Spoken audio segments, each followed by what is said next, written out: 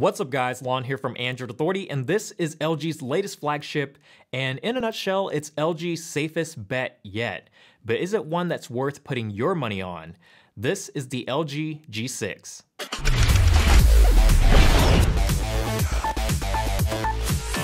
So this year, LG has gone back to basics. There's no more tricks, no more experiments, and most importantly, no more modularity. Instead, the G6 focuses on just being a simple, solid, and reliable smartphone. It's got a pretty straightforward design formula with a sturdy metal frame and features a couple different kinds of Gorilla Glass. You've got Gorilla Glass 3 on the front, Gorilla Glass 3 over the camera lens, and Gorilla Glass 5 for the back.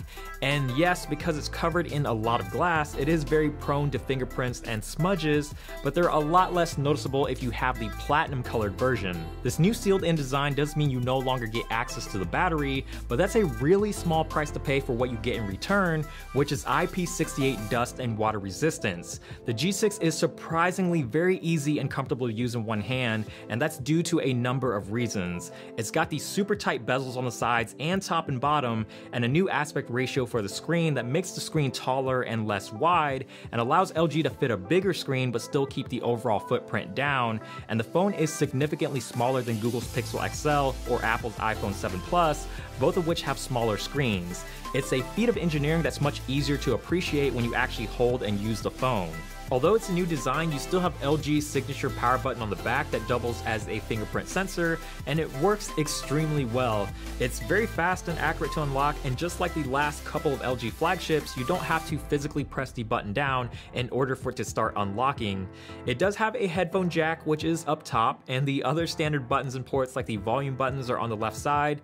The SIM card slot is on the right, and along the bottom is the USB Type-C port and the single speaker.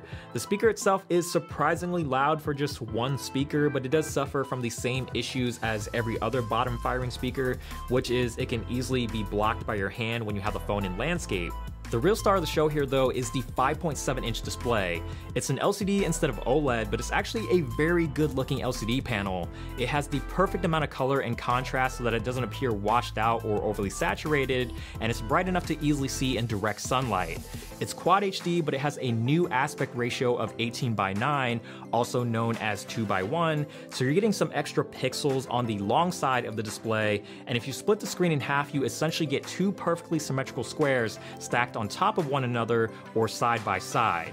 Because of the taller or wider screen if you're in landscape, this makes things like split screen multitasking a little bit easier because you're able to see more of each individual app. Also new to the screen is the corners are rounded, and the display itself is actually rounded. It's not just an overlay sitting on top of the square screen, and LG says this helps make the screen more durable against corner impacts over a traditional screen with regular 90-degree corners. The rounded corners also add a nice aesthetic touch, but they're not perfectly rounded, and you can still see some sharpness to these corners.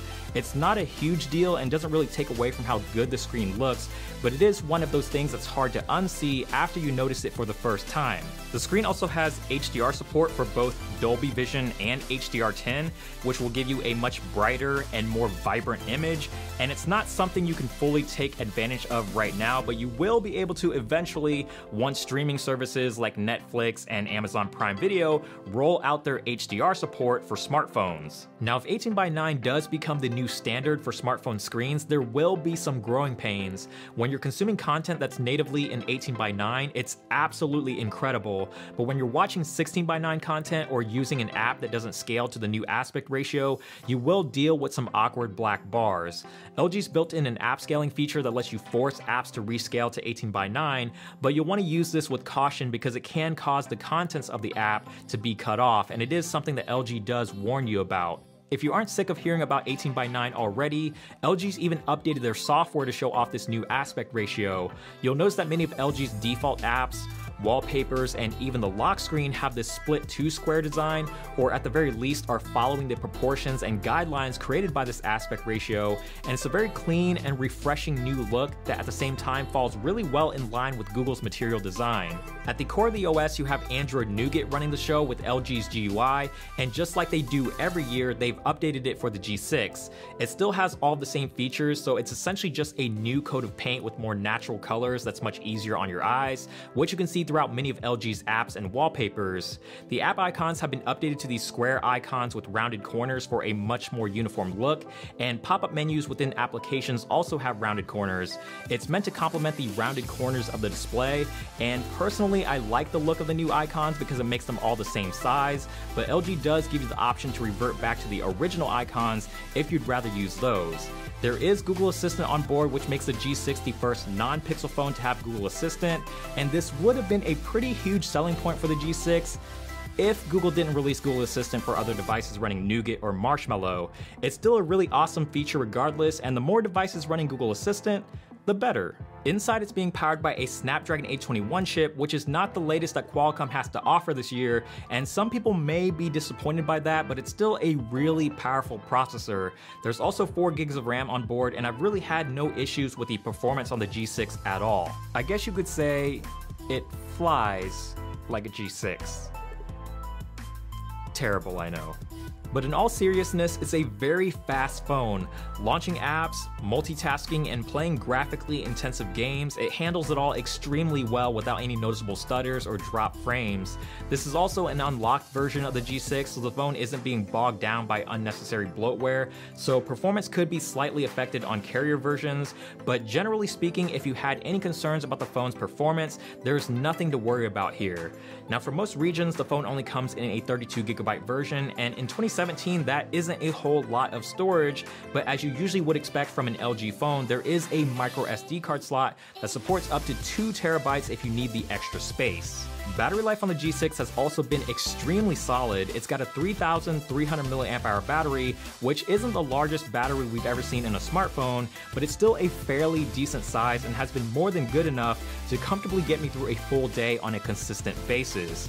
Even on a heavy usage day where I might use the camera a lot and do a few hours of gaming, I still get through a full day just fine with anywhere between 20 to 25% battery life left at the end of the night.